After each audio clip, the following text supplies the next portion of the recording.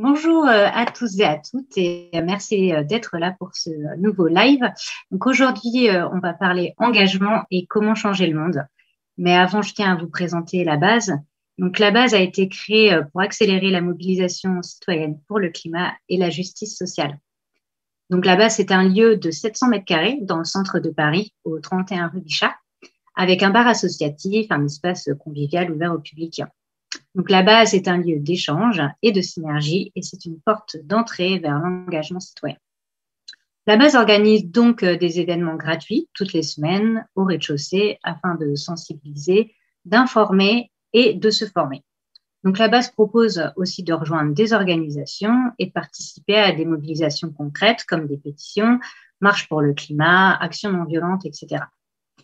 Donc, en plus d'être une porte d'entrée vers l'engagement, la base s'est fixé deux autres objectifs. Donc, d'apporter un soutien logistique pour créer du lien entre les différents acteurs du mouvement pour le climat et la justice sociale.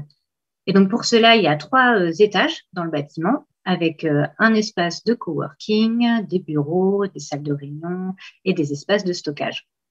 Donc, depuis son ouverture en mars 2019, la base est devenue une communauté qui regroupe dizaines d'organisations avec des centaines de bénévoles et puis des milliers d'adhérents. Mais aujourd'hui, comme lors du premier confinement, la base est fermée. Donc, ça concerne le bar, où se passent donc les événements, mais aussi les espaces de travail où les organisations ne peuvent plus venir. Donc, comme il était hors de question de laisser un tel lieu vide, on a changé nos missions, on a continué des missions en travaillant notamment avec la Cloche, qui organise des maraudes ou des distributions de bons avec des permanences et puis des soutiens aux commerçants du quartier, etc. Et évidemment, on continue d'informer sur les réseaux sociaux et puis de faire des événements comme le live de ce soir. Donc, cependant, bien qu'on soit toujours mobilisé à la base financièrement, comme vous vous en doutez, on n'a plus de revenus comme le bar est fermé. Et donc, ça nous fait perdre environ 60% de nos revenus, avec également aussi les espaces de travail qui sont désertés. Donc, si tu veux faire quelque chose pour la base et puis que ce lieu continue à exister, donc tu peux faire un don sur le site www.labase.paris/don. Donc, merci beaucoup par avance. Et donc, là, je vais laisser la parole à donc Sarah Durieux, Stéphanie Jacquet, Sarah Frick et Elodie Nas qui vont donc nous parler d'engagement et de changer le monde. Très bonne soirée. Merci Lucie, bonsoir à toutes et à tous. Je suis ravie de vous retrouver sur ce petit live et de parler d'un projet aussi ambitieux que l'idée de changer le monde. Et l'idée ce soir, c'est de se dire que certes, c'est pas hyper facile, mais que quand même, c'est possible. Et donc, c'est vraiment l'objectif de cette soirée. Cette soirée, on l'a fait à l'occasion de la sortie du livre Changer le monde. C'est un manuel que j'ai écrit pour aider encore plus de personnes à agir et à se lancer dans l'activisme avec succès. En fait, ça fait 8 ans que je travaille avec des personnes qui ont lancé des pétitions sur change.org et qui ne sont pas des professionnels de l'activisme, qui ne sont pas des gens qui ont forcément de l'expérience. Et en fait, au fur et à mesure de ces années, ce que j'ai réalisé, c'est que pour que ces personnes arrivent à obtenir gain de cause sur leur campagne, elles ont besoin de deux choses.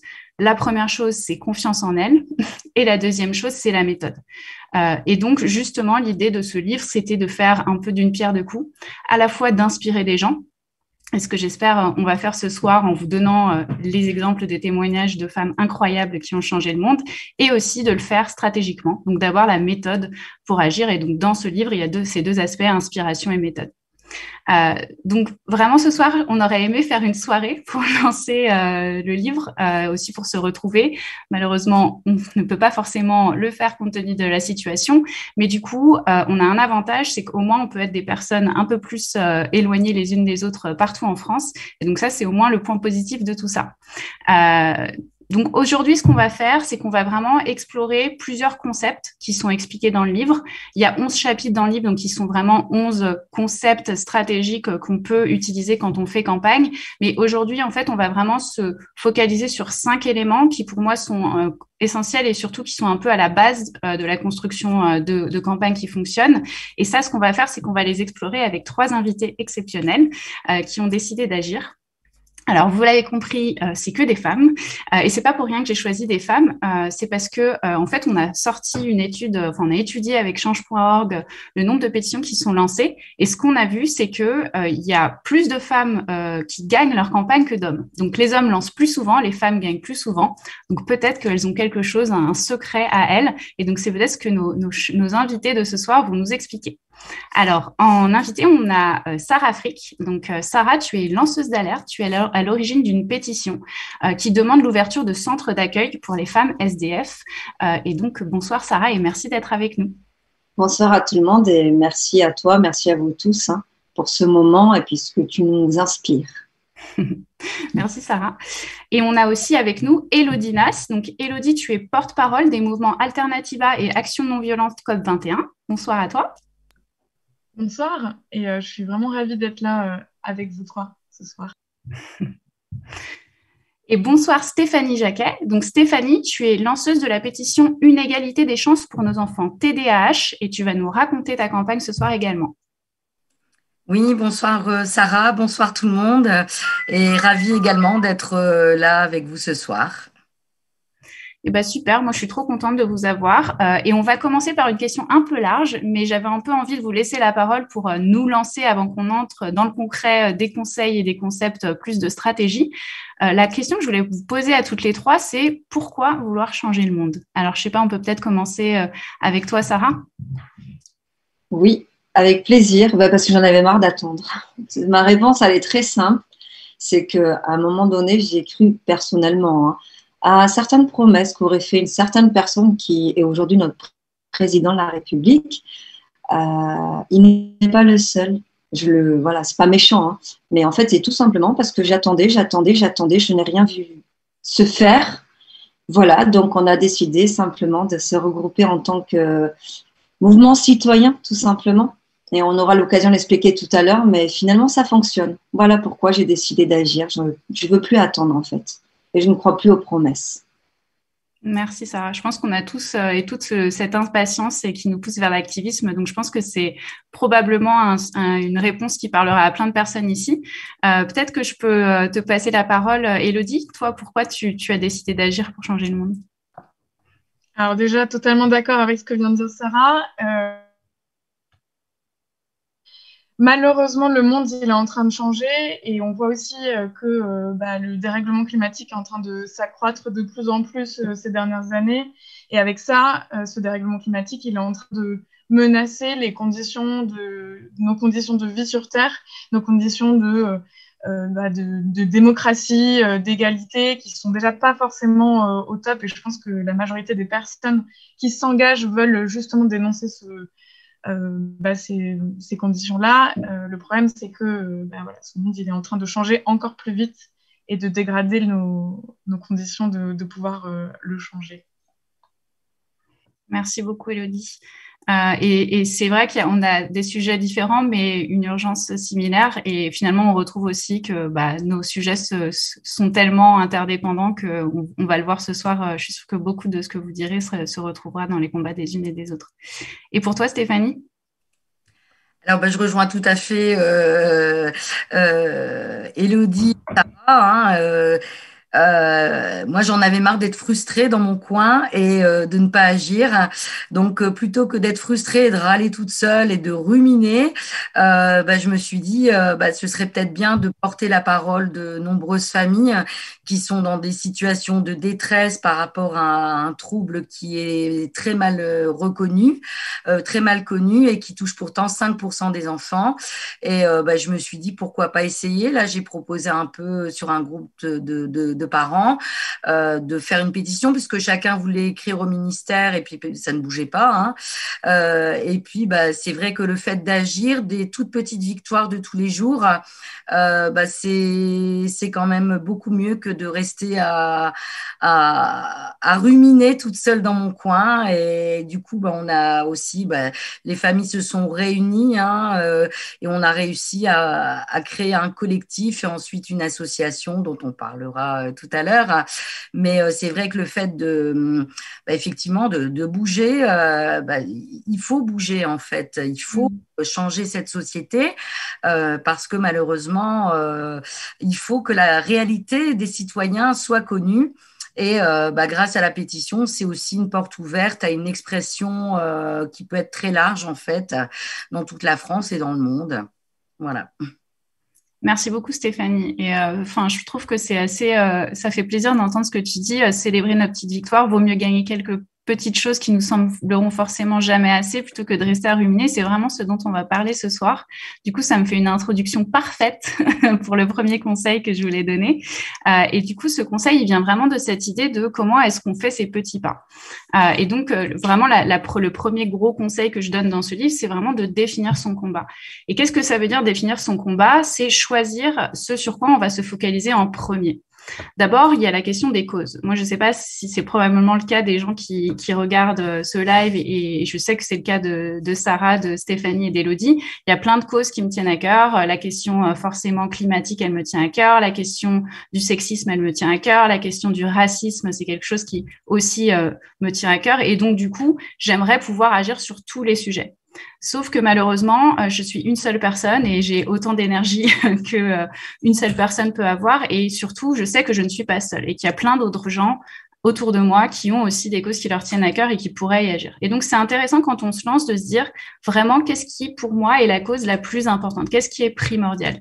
Et souvent, ce qu'on remarque, c'est que cette cause qui est primordiale, qui nous permettra d'aller plus loin, nous permettra d'avancer parce que ça prend du temps et c'est difficile de faire campagne, c'est celle qui nous concerne au moins directement. C'est-à-dire quelque chose qu'on a vécu ou que notre entourage a vécu, où on peut ressentir vraiment cette proximité qui va nous aider à garder espoir, à garder la motivation. Et je sais très bien que Sarah, Stéphanie et Élodie, vous allez en parler ce soir, cette connexion à la cause, c'est ça qui doit nous aider à définir notre combat.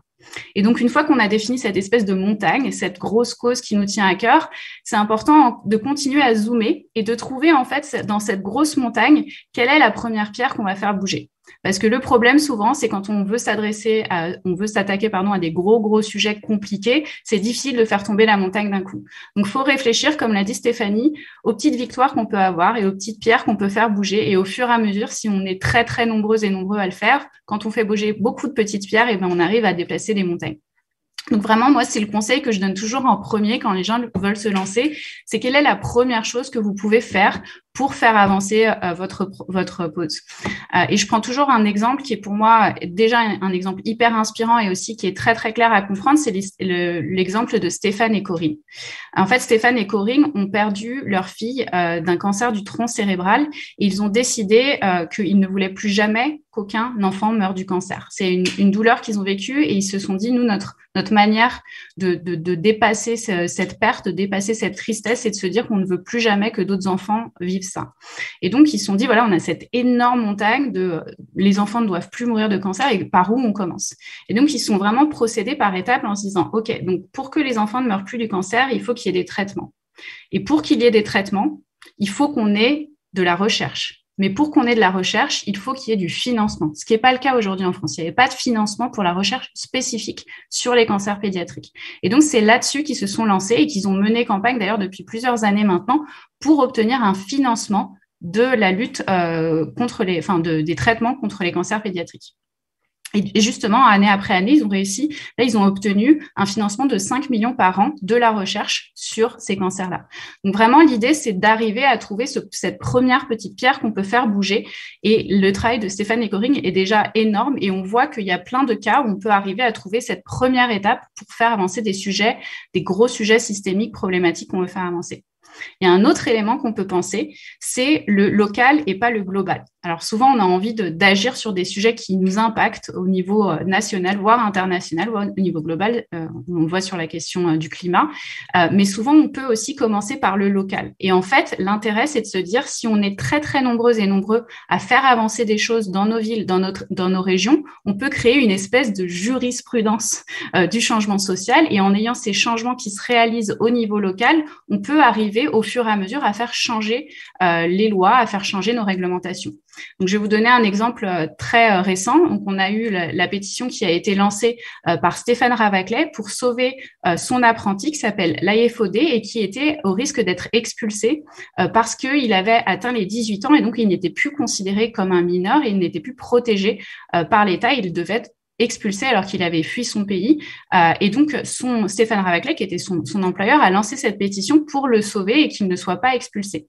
Cette pétition on en parlera peut-être plus en détail, a fait beaucoup de bruit, a permis de sauver la FOD qui est restée en France, mais surtout, ce qui est très intéressant, c'est qu'on a commencé à voir se multiplier le nombre de pétitions d'autres personnes exactement dans le même cas. Et en fait, on a aujourd'hui une quinzaine de campagnes sur Change.org qui sont exactement des cas similaires à celui de Stéphane et Laë et qui sont en train de gagner les unes après les autres. Et donc, ça remet en question tout notre système administratif de régulation autour de ces questions des expulsions. Et pour vous donner un exemple, la semaine dernière, il y avait un énorme dossier dans Libération, un double page sur cette question des expulsions. Donc, on le voit, on peut faire bouger le narratif national, même avec des petites campagnes locales qui gagnent. Donc, toujours revenir à l'idée que tu disais, Stéphanie, de gagner des petites victoires pour commencer à avancer. Du coup, je voudrais un petit peu peut-être partager cette réflexion avec Sarah. Toi, Sarah, tu as décidé de t'attaquer à une montagne qui est la question de la précarité et tu as décidé de commencer par vraiment te mobiliser pour obtenir des centres d'accueil pour les femmes SDF. Est-ce que tu peux nous expliquer pourquoi tu as décidé de lancer ta pétition sur ça spécifiquement, parce que c'est quand même quelque chose de très, très spécifique? Avec plaisir, tout simplement parce qu'il y a 13 ans, ça fait 13 ans que j'aide et qu'on aide les sans-abri, hommes, femmes, enfants, avec l'association Réchauffons nos SDF qui m'appartient. Et au fur et à mesure du temps, je me suis rendu compte qu'il y avait des femmes dans la rue. Et ce sont les hommes SDF qui me l'ont signalé parce que j'en voyais une vite fait, mais je ne comprenais pas le concept. Et le concept, c'est que ces femmes sont accoutrées, sont cachées, donc elles sont là, mais on ne les voit pas finalement. Et donc, c'est eux qui m'ont dit, mais écoute, Sarah, c'est pas normal. Déjà, nous, on est invisibles, mais là, carrément, il y a des femmes enceintes et des enfants. Et c'est là que je me suis dit, bon, de toute façon, concernant le sans-abrisme en général, c'est une question qui n'intéresse pas vraiment, hein, je crois, certains politiques, puisque la preuve, on est, au moment où je vous parle, il y a des températures à moins je ne sais pas combien, je crois qu'on a -3, -5, et pourtant, il n'y a rien d'ouvert. Et je me suis dit, bon, de toute façon, nous, les maraudeurs, nous sommes déjà là. Par contre, il est vrai que la question des femmes et des enfants, là, c'est encore autre chose. Et voilà, c'est pour ça que je me suis lancée vraiment dans cette urgence-là. Et c'est vrai que j'ai choisi le moyen de la pétition. Comme le disaient très justement mes consoeurs tout à l'heure, c'est vrai que le meilleur moyen, en fait, de fédérer du monde, c'est d'avoir un point central et ne pas s'éparpiller, en fait, à essayer de communiquer par tel biais, sur tel réseau.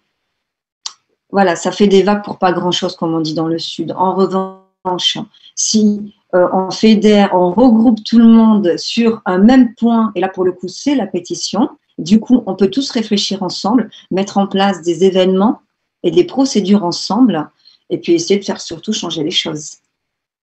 Oui, puis d'ailleurs, tu as réussi à changer beaucoup de choses. Combien de centres ont été ouverts là, partout en France grâce à la pétition? Parce que du coup, tu t'es adressé à différents maires de différentes villes. Tout à fait, et c'est pas fini. On en a, je pense qu'on en a bien une quinzaine. Mais je sais, c'est terrible avec l'histoire du Covid. Le problème, c'est que maintenant, c'est un peu caduque. On en parlera plus tard, mais en fait, il y a de nouveaux profils dans la rue et puis de nouvelles femmes. Là, c'est les femmes qui fuient les violences conjugales. Là, on en a récupéré 3 déjà avec enfants.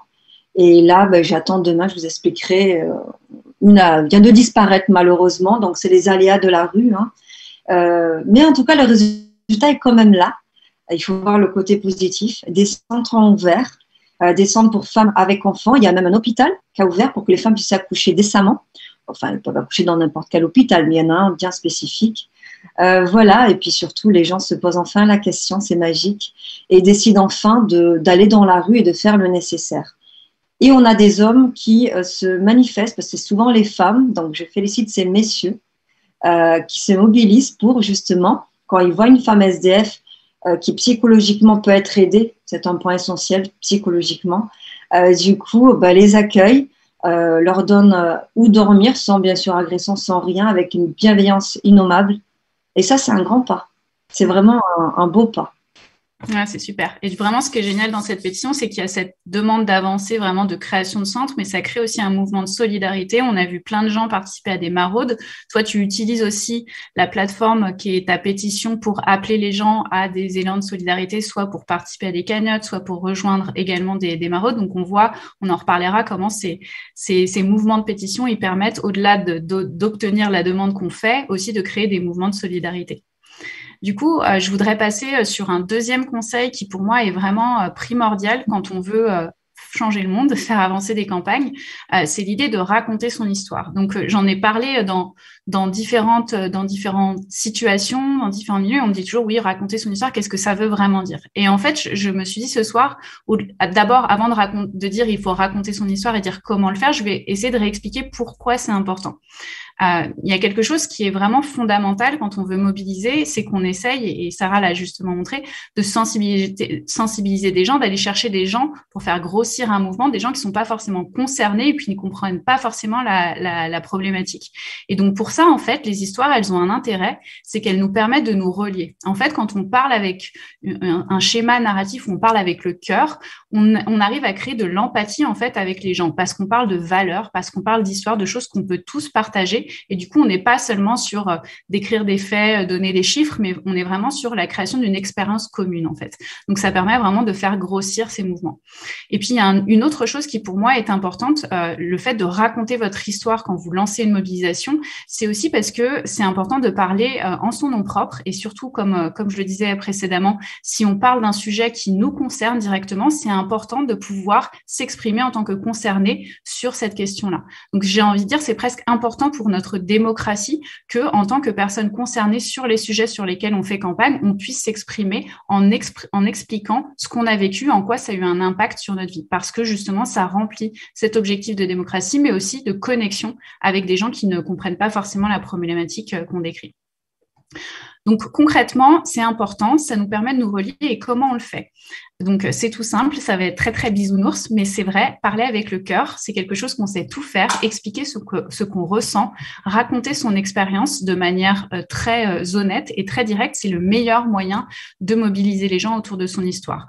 L'idée, c'est peut-être de réfléchir à ce qui est commun aux personnes qui ne sont pas concernées par le sujet, qui pourraient vous retrouver. On a beaucoup parlé de violence policière, par exemple, et c'est un concept qui peut paraître éloigné à des gens qui n'ont pas jamais eu à vivre ça. Mais par contre, on a aussi entendu les histoires de familles, de frères, de sœurs, de parents qui ont expliqué la douleur qu'ils ont eue de perdre leurs proches, de perdre leur fils, de perdre leur enfant, de perdre leur frère. Et du coup, c'est intéressant de voir comment le fait d'avoir parlé de cette espèce de sentiment universel de la perte d'un être cher, il peut ramener des gens autour d'une cause qui n'était pas forcément quelque chose autour d'une problématique que les gens n'avaient pas forcément expérimenté. Donc, s'appuyer sur des faits, c'est important, mais parler de ses émotions, c'est aussi important. Et donc, prendre le temps de raconter, ne pas uniquement être dans le factuel, c'est très important pour mettre les gens en situation et leur permettre du coup de comprendre ce pourquoi vous vous battez. Et il y a une personne qui a très bien fait ça, c'est Stéphanie. Et du coup, je voulais te poser la question, Stéphanie. Toi, ta campagne, en fait, elle demande à ce que les enfants qui sont atteints de TDAH, donc le TDAH, c'est le trouble de l'attention avec ou sans hyperactivité, tu veux qu'ils soient mieux pris en charge comme ta fille pour qu'ils aient les mêmes chances dans la vie que les autres enfants. Et donc, ça fait plusieurs années que tu fais ta campagne et tu as d'ailleurs obtenu pas mal de choses, puisque tu as eu un colloque, je crois, qui a été organisé à l'Assemblée nationale, tu as eu une audition au Conseil économique, social et environnemental, tu as aussi été à l'Élysée, tu as eu des rendez-vous avec des conseillers d'Emmanuel Macron, avec des membres du gouvernement. Et donc, vraiment, cette campagne, elle a pris une grande ampleur. Et je voulais savoir, le fait d'avoir raconté ton histoire, le fait d'avoir expliqué ton quotidien de maman d'une enfant TDAH, en quoi est-ce que ça a aidé ta campagne? Est-ce que ça a été significatif pour toi?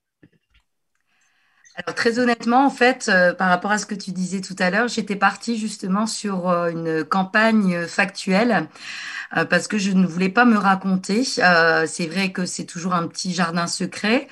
Les difficultés qui se passent, même si on en parle autour de nous, dans notre entourage, dans notre famille, auprès de nos amis, c'est toujours difficile de libérer sa parole sur des choses douloureuses, sur des sujets méconnus, de peur de jugement, et puis parce que c'est un jardin secret. Et c'est vrai que j'avais rédigé quelque chose d'assez objectif sans y mettre trop de choses personnelles. Et c'est vrai que tu m'as contacté très rapidement après le lancement de la pétition. Et puis, on a vraiment longuement discuté. Et c'est vrai que tu m'as expliqué que c'était important justement de personnaliser. Alors, voilà, j'en profite pour te remercier parce que où l'accompagnement de Change est vraiment hyper important et qui a vraiment beaucoup aidé notre campagne et toutes les campagnes, je pense. J'ai choisi Change par hasard, mais très honnêtement, je recommande à tout le monde.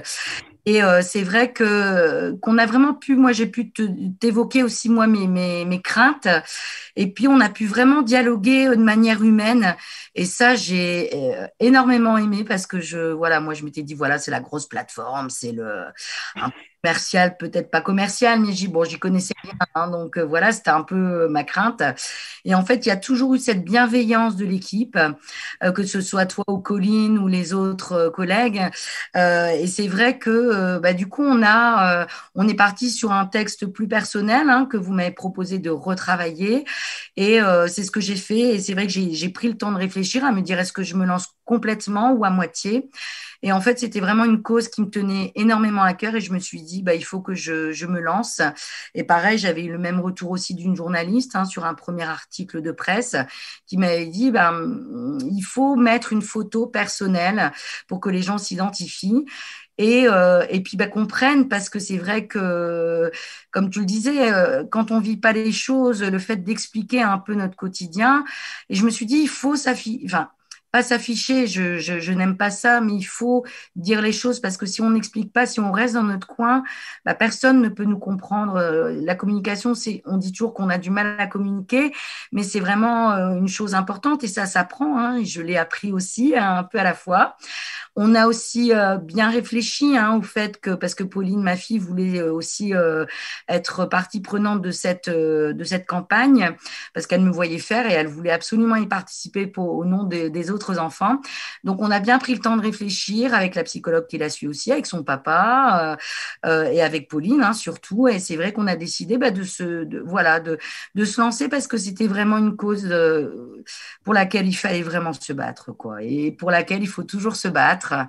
Et c'est vrai que le fait de parfois partager aussi des moments difficiles ou des victoires personnelles ou au niveau de l'association, mais c'est vrai que d'un point de vue personnel, les gens aussi se disent tiens, ça n'arrive pas qu'à moi. Et c'est vrai que les gens, je reçois quand même beaucoup de retours de parents qui me disent en fait, je vois que vous vous battez et ça me donne envie de me battre parce que je voulais baisser les bras. Et c'est vrai on devient un petit peu malgré tout porte-parole. Et là, c'est vrai que j'ai la chance d'être entourée d'une équipe aussi au niveau de l'association de référents qui sont extraordinaires et qui donnent de leur temps. Et puis voilà, on est une association vraiment avec des personnes qui ont beaucoup de cœur. Et toute cette aventure, en fait, c'est une rencontre, des belles rencontres, en fait. C'est une belle aventure à laquelle je ne m'attendais pas, qui n'est pas toujours simple, mais en tout cas qui permet de faire avancer les choses. Ouais, et c'est beau de voir ça parce qu'au début, c'est vrai t'as commencé vraiment toute seule et puis maintenant, il y a toute cette petite équipe et une personne très importante dans l'équipe, c'est bien Pauline qui est très active dans la campagne d'ailleurs. Et moi, c'est ça que j'ai trouvé très intéressant aussi, c'est que les gens ont pu comprendre aussi Pauline via elle-même, quoi, son quotidien, ce qu'elle vivait. Et je trouvais ça, en tout cas, moi, en tant que, pas seulement accompagnatrice de ta mobilisation, mais aussi en tant que soutien signataire, intéressant de voir, en fait, comment elle le vivait. D'ailleurs, je me rappelle de petites vidéos qu'elle nous avait envoyées où elle montrait son tableau, elle avait fait son petit tableau blanc où elle expliquait, voilà, le TDAH, c'est comme ça, voilà ce que ça fait, voilà pourquoi on a la pétition, pourquoi il faut la signer. Donc, c'est intéressant. On n'est pas simplement dans l'idée du marketing, du storytelling, etc. C'est juste qu'en fait, je trouve qu'on a besoin de remettre aussi de l'humain dans nos mobilisations et c'est vraiment ça que ça a fait aussi quand on a découvert Pauline et sa mobilisation à elle dans le cadre de ta campagne. Du coup, je passe, il y aurait beaucoup de choses à dire, du coup, je suis un peu frustrée, mais bon, on va passer quand même au conseil numéro 3. Et donc, c'est un conseil qui est important à prendre en compte parce que souvent, ce qui se passe, c'est qu'on peut lancer une mobilisation, par exemple une pétition. Au début, tout commence, il y a des gens qui commencent à signer, on peut éventuellement avoir quelques relais des médias, mais parfois, ça bloque. Et du coup, l'idée, c'est qu'il y a un grand principe qui est important quand on fait campagne, c'est de réfléchir à comment est-ce qu'on va escalader. Donc, je vais vous expliquer d'où vient ce terme. Comment est-ce qu'on va escalader la campagne pour lui permettre d'obtenir gain de cause. Parce que c'est pas magique et je suis sûre que Sarah, Élodie et Stéphanie le diront. C'est pas juste on met la pétition en ligne, on attend et tout se fait tout seul. Il y a besoin d'avoir cette constante réflexion sur comment on continue à faire monter la pression sur les responsables politiques et économiques pour qu'ils répondent à nos demandes. Alors, ce concept, en fait, c'est un concept qui a d'ailleurs été théorisé par Martin Luther King, qui, lui, parle de escalation en anglais. Donc, je ne sais pas si escalation, c'est très bien, ou escalade en français. C'est l'idée de dire qu'en fait, il faut créer une situation où les responsables politiques à qui vous vous adressez, la tension est tellement forte, en fait, sur eux, qu'ils sont obligés d'engager le dialogue. C'est-à-dire de chercher un moment où il y a une réaction qui est obligatoire, qui n'est pas forcément d'ailleurs une réaction de dialogue, hein, qui peut être une réaction de rejet, qui peut être une réaction de, par exemple, délégitimer le mouvement, mais vous, ça vous donne quelque chose sur lequel vous pouvez vous accrocher pour à nouveau escalader. C'est un peu comme des marches qu'on essaye de monter. Et donc, l'idée, c'est vraiment de réfléchir à ces moyens d'action pour créer cette escalade et pour que les responsables politiques entrent en fait en conversation avec vous. Alors, comment on fait pour faire ça? Eh bien, on a besoin de faire deux choses. D'abord, on a besoin de choisir les bonnes armes, ou en tout cas les bonnes ressources, et on a besoin de choisir le bon moment. Alors, quand je dis choisir les meilleures armes, c'est d'abord de réfléchir à qui est la personne à qui vous adressez, qui est la cible de votre campagne. Est-ce que c'est un député? Est-ce que c'est un maire? Est-ce que c'est le président de la République? Est-ce que c'est un ministre? Et une fois qu'on sait qui est cette personne, est-ce que c'est une entreprise, par exemple, il faut réfléchir à ce qui importe à cette personne ou à cette organisation. Il peut y avoir plusieurs facteurs qui peuvent permettre de les influencer. Il y a un premier facteur qu'on peut appeler réputationnel. C'est l'idée de la réputation. Donc, cette personne, cette organisation, ce qui lui importe, c'est son image. C'est éventuellement l'image de marque, on pourrait dire, pour une entreprise. Il peut y avoir aussi ce qu'on appelle des facteurs économiques. Donc, des facteurs économiques, c'est la personne, l'organisation va s'intéresser, par exemple, à ses ventes de produits, à l'argent qu'il va pouvoir générer.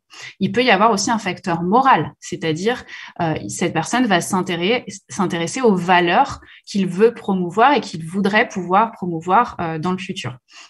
Et donc, quand on sait qui est la personne à qui on s'adresse et ce qui lui importe, on sait le genre d'action qu'on peut mettre en place. Il y a un autre élément, donc on sait qui est notre cible, on sait ce qui lui importe, et après, il faut réfléchir à quelles ressources on a disponibles.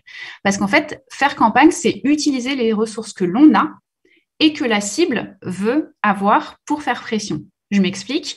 Ce qu'on a, c'est des gens. Donc, on n'a peut-être pas d'argent, mais on a des gens. Et donc, ces gens, même s'ils n'ont pas de pouvoir institutionnel, ils ont un pouvoir de mobilisation. Même s'ils ne peuvent pas voter les lois, ils peuvent voter pour les personnes qui vont être au pouvoir. Même s'ils n'ont pas d'argent, ils ont la possibilité d'acheter certains produits. Donc, comment on utilise, nous, ce qu'on a, notre pouvoir, pour influencer les facteurs qui vont être importants pour la personne à qui on s'adresse? Alors, je vais vous donner un exemple. On reprend le mouvement des droits civiques. Ce sont des personnes qui se sont battues contre la ségrégation dans les bus aux États-Unis. Et donc, la manière d'agir, ils n'avaient pas forcément de voix, ils n'avaient pas de pouvoir institutionnel, mais ils avaient le pouvoir économique. C'est-à-dire qu'ils prenaient tous les jours le bus et ils payaient pour prendre le bus. Et donc, ils ont utilisé leurs pieds, qui était leur pouvoir, pour marcher, donc pour boycotter les bus et aller travailler à pied ou en faisant du covoiturage pour faire pression sur les responsables dont le facteur moral ne marchait pas. Ils s'en foutaient du fait d'avoir des pratiques racistes et de ségrégation. Mais par contre, ce qui les intéressait, c'était le pouvoir économique, c'est que leur bus ne fonctionnait plus. Donc voilà, on utilise le pouvoir que l'on a en fonction de ce qui importe à la cible qu'on a. Et puis surtout, il faut réfléchir au nombre de personnes qu'on est. Et ça, on va en parler juste après avec Élodie. Si on n'est pas très nombreux, l'idée de faire une action symbolique, c'est peut-être plus efficace que de faire une mobilisation du type manifestation ou boycott, parce que forcément, on est moins nombreux, donc on a moins de pouvoir qu'on peut faire ensemble. Mais par contre, quand on fait une action symbolique et qu'on s'appuie sur des relais médiatiques, on n'a pas forcément besoin d'être très nombreux pour faire du bruit et donc pour faire pression sur des responsables qui, en particulier, s'inquiètent de leur réputation ou de leur image. Donc ça, c'est important à avoir en tête. Et il y a une autre chose, donc je disais, il faut savoir choisir les meilleures armes. Et deuxième élément, choisir le bon moment. Et ça, c'est vraiment crucial quand on veut réussir ces mobilisations citoyennes. C'est que le temps médiatique et politique dans lequel on s'inscrit, il est primordial. Il faut vraiment réfléchir à quelle action on fait, à quel moment. Par exemple, si vous décidez d'agir, vous le faites juste avant sur une question qui a trait à un projet de loi qui va être en discussion, vous le faites juste avant peut-être la discussion de ce projet de loi. Quand vous voulez avoir une influence sur une entreprise, peut-être que vous pouvez le faire au moment où il y a l'assemblée générale de cette entreprise, où il va y avoir beaucoup de gens qui viennent, des médias, etc. Quand vous voulez avoir une influence sur des candidats, vous allez le faire juste avant des élections présidentielles. Donc, on peut réfléchir à ces moments. Il y a des moments qui sont les bons pour agir et escalader ces campagnes. Ça peut être une vague médiatique autour d'un sujet qui vous intéresse, qui a trait à votre cause. Ça peut être une déclaration politique, par exemple, sur laquelle vous allez pouvoir rebondir, un tweet d'un responsable politique que vous pouvez dénoncer pour escalader votre campagne. Ça peut être, comme je disais, un potentiel législatif. Est-ce qu'il y a une loi en projet? Est-ce qu'il y a une loi en discussion? Ou ça peut être un événement national ou international sur lequel vous pouvez vous appuyer. Vous faites campagne contre le gâchis, notamment dans l'industrie textile. Lancez une campagne au début des soldes. Vous faites campagne sur la manière dont les femmes réalisatrices sont pas mises en avant. Vous faites quelque chose au moment du Festival de Cannes, par exemple.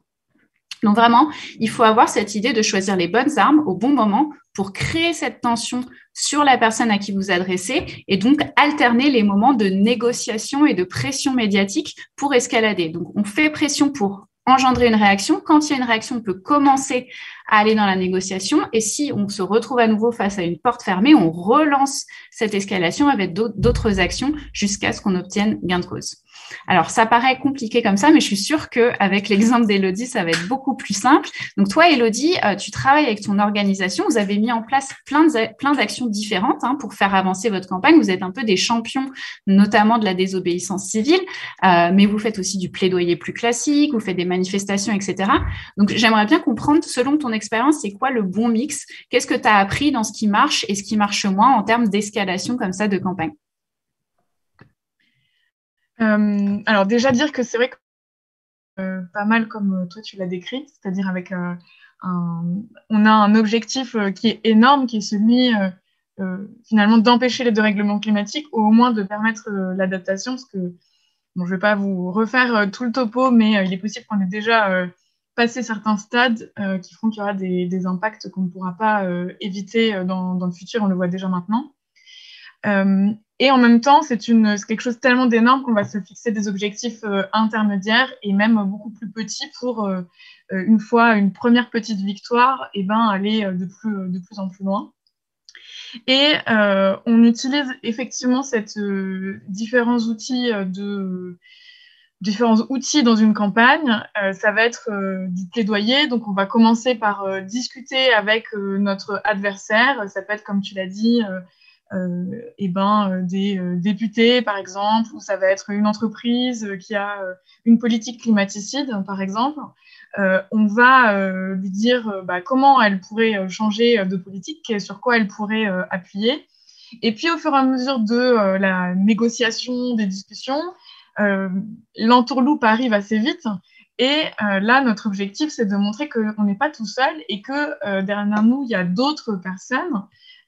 Et on a vu que la question climatique, c'était pas le cas il y a encore une dizaine d'années, avant 2018, mais depuis 2018, il y a quelque chose qui s'est passé dans l'opinion publique, qui est un peu le fruit du travail décennies de travail de plusieurs organisations et mouvements citoyens organiques, qui a fait que une grande partie de la population est descendue dans la rue pour dire ok, on a conscience de ce problème, maintenant il faut qu'on agisse, il faut qu'on change les choses. Mais c'est pas forcément donné à tout le monde, effectivement, d'organiser des grandes marches comme ça, qui vont réunir jusqu'à 100 000 personnes dans la rue, ça se fait pas du jour au lendemain. Et du coup, pour faire monter le rapport de force avec son adversaire, c'est vrai que nous, on utilise beaucoup la désobéissance civile, qui est l'idée de base de dire que nous, on n'est pas contre la loi. D'ordinaire, on respecte la loi, mais parfois, la loi n'est pas bonne. Parfois, il y a un vide juridique. Parfois, certains acteurs économiques ou politiques et ben, eux-mêmes ne respectent pas la loi. C'est le cas avec l'État français qui n'a pas respecté elle-même l'accord de Paris qu'elle avait signé. C'est d'ailleurs pour ça que la justice a condamné il n'y a pas longtemps son propre engagement. Et du coup, on va décider de désobéir à la loi parce qu'on a le sentiment qu'on est légitime à désobéir à cette loi pour la faire changer. Et c'est vrai que l'action de désobéissance civile qui a été la plus médiatisée ces derniers temps, c'est les décrochages des portraits d'Emmanuel Macron dans les mairies. Et donc, en petits groupes, c'est là où effectivement on n'a pas besoin d'être très nombreux pour avoir un impact médiatique très fort. En petits groupes, partout en France, on a des activistes d'Action non violente COP21 qui sont entrés dans des mairies, qui ont décroché ces portraits pour protester contre l'inaction climatique et sociale de notre président. Sarah, tout à l'heure, parlait des fausses promesses. Et ben, sur le climat, c'est vraiment ça. Et en fait, ce qui est intéressant dans ces tactiques-là et cette escalade ou ce rapport de force qu'on veut créer, c'est le fait de créer un dilemme à notre adversaire. La suite de ces décrochages des portraits, ça a été une répression judiciaire qui fait qu'on a eu de nombreuses, on a des activistes qui ont passé des dizaines d'heures, voire des nuits en garde à vue pour un portrait qui vaut 10 euros et qui se sont retrouvés en procès. Et cette action de décrochage, elle n'aurait pu avoir aucun impact si l'adversaire n'avait pas réagi. Parce que s'il avait rien dit, bah, du coup, on aurait été malin avec nos portraits, on aurait refait la déco chez nous, mais sinon, à part ça, voilà. Sauf qu'en fait, il y a eu vraiment cette escalade qui fait qu'il y a eu quelques actions, il y a eu une répression judiciaire derrière, donc il y a eu de la médiatisation, donc il y a eu de plus en plus de personnes qui sont allées décrocher des portraits, jusqu'à 150 partout en France. Et puis, bah, ça a mené à des procès, puisque du coup, en fait, ils n'étaient pas très contents. Ça a mené à des procès qui a amené encore plus de médiatisation, qui a emmené à ce que, notamment à Lyon, le juge prenne une décision juridique assez inédite et vraiment historique de reconnaître l'état de nécessité pour une action symbolique pour dénoncer l'inaction climatique du gouvernement, qui a entraîné tout un phénomène de médiatisation, là où, en fait, encore une fois, s'il n'y avait pas eu de réaction, on n'aurait pas eu d'impact vraiment, puisque ça a donné lieu à beaucoup de remue-ménage, etc. Et je voulais juste peut-être insister aussi sur ce que tu disais tout à l'heure et ce que soulignait Stéphanie sur les témoignages et le fait de raconter son histoire, parce que dans tous ces procès qui ont eu lieu partout en France, les personnes qui sont passées en procès ont publié souvent des longs textes de pourquoi elles étaient passées à l'action. Il y avait des personnes qui étaient engagées depuis très longtemps, mais il y avait aussi des personnes avec des profils totalement différents. Je pensais à Anne, qui est à Mulhouse, qui à l'époque, elle avait 62 ans. Et en fait, c'était sa première action de désobéissance civile. Et elle raconte comment elle a senti ce truc en elle. Et elle a pensé à ses petits-enfants. Et qu'elle s'est dit, OK, en fait, si je vais passer à l'action et je vais aller décrocher ce portrait. Et je voudrais juste conclure aussi sur une formule que tu m'as dit, Sarah, il y a quelques jours, sur la patience de 1000 ans et l'urgence du moment. Et je trouve que ça correspond bien aussi à cette escalade et de comment on construit petit à petit des stratégies avec des moyens d'action qui sont très différents. On a parfois ce désespoir ou cette impatience de se dire qu'une seule marche ou une seule action, qu'on met notre énergie là-dedans et qu'en fait, on se dit oh ben non, zut, ça n'a pas tout changé. Mais en fait, une seule action, même une marche qui réunit des centaines de milliers de personnes, ne suffit pas à changer, à atteindre complètement notre objectif qui est souvent énorme. Mais par contre, ces actions-là, elles ont souvent un impact énorme dans le changement de conscience. Elles contribuent à diffuser largement autour de nous une autre façon de vivre, de s'engager, d'être... Stéphanie tout à l'heure parlait aussi de des relations et de l'action collective. Et je pense que c'est ça, en tout cas, moi, c'est ça qui m'a le plus touchée dans mon engagement. Ouais, et c'est vraiment super que tu expliques ça parce que du coup, ça donne encore plus de poids à ce qu'on se disait tout à l'heure en fait, pourquoi raconter son histoire, c'est que concrètement, en fait, quelqu'un va se dire, mais moi aussi, j'ai 62 ans, moi aussi, je m'inquiète de mes petits-enfants et donc moi aussi, peut-être, j'ai envie d'agir. Donc, je trouve que c'est vraiment quelque chose qui est clé. Et sur le truc des 1000 ans donc c'est pas ma citation, donc je veux quand même redonner à la personne qui l'a utilisé en premier. En fait, c'était un organizer qui s'appelle Jayesh Bhai et du coup qui est beaucoup cité par une autre organiseuse qui s'appelle Mariam Kaba. Donc si vous voulez aller chercher ces références, c'est vraiment des personnes, je trouve que des fois c'est intéressant quand on est la tête dans le guidon de notre activisme d'aller chercher aussi une espèce de respiration et de réflexion un petit peu j'ai pas envie de dire philosophique, mais voilà, de retrouver un peu de l'inspiration dans cette espèce de vision du monde qui est un petit peu plus long terme que dans nos actions du moment, même si elles sont importantes et intéressantes. Du coup, merci beaucoup, Élodie, d'avoir partagé tout ça. Enfin, le décrochage des portraits, je trouve que c'était un excellent exemple de comment on fait beaucoup avec peu de ressources, parce que franchement, ça coûte rien et il n'y avait pas besoin d'avoir beaucoup de personnes et le retentissement est énorme. Et du coup, moi, je pense que c'est intéressant justement parce que ça a permis aussi d'élargir un petit peu la compréhension de ce que c'est que la répression en ce moment contre les mouvements citoyens via la mobilisation de ces personnes. Et ça m'amène un peu à la question de comment est-ce qu'on va chercher justement des soutiens au-delà de nos cercles. Et c'est un peu le conseil numéro 4 que je voulais donner, qui était cette idée de faire grossir sa mobilisation. C'est indispensable pour constituer une force, pour construire du pouvoir. Et du coup, comment on s'y prend pour trouver ses soutiens? Et donc, la première chose que je voudrais qu'on puisse visualiser, c'est quand on commence, on est tout seul. On peut imaginer Stéphanie, Sarah ou Élodie, au départ, elles sont toutes seules. Et elles ont d'abord commencé par créer un cercle autour d'elles qui étaient des personnes qui étaient leurs proches. Donc, j'imagine que Stéphanie, les premières personnes qui ont signé la pétition quand tu l'as mis en ligne, c'était probablement la famille, les amis proches, qui ont été ces premiers cercles qui permettent de constituer un petit peu la base de notre mouvement. Et l'intérêt, c'est qu'une fois qu'on a ces quelques personnes, on peut avoir suffisamment de légitimité, entre guillemets, pour aller chercher d'autres personnes. Et le deuxième cercle qu'on doit s'attacher à trouver, ce sont les personnes qui sont concernées comme nous. Pourquoi c'est important d'aller d'abord vers ces personnes-là? Parce que déjà, c'est important de les inclure dans cette campagne le plus tôt possible, si elles sont comme vous concernées par la cause, mais aussi parce que ce sont des personnes qui vont avoir forcément à cœur de soutenir beaucoup plus facilement et rapidement votre campagne et aussi de la diffuser encore plus largement auprès d'autres cercles. Donc, c'est comme si, en fait, on démultipliait notre capacité d'action parce qu'on passe d'une personne à 10 personnes et là, on est déjà, admettons, à 30 personnes qui sont hyper motivées et qui vont avoir à cœur de faire avancer votre campagne.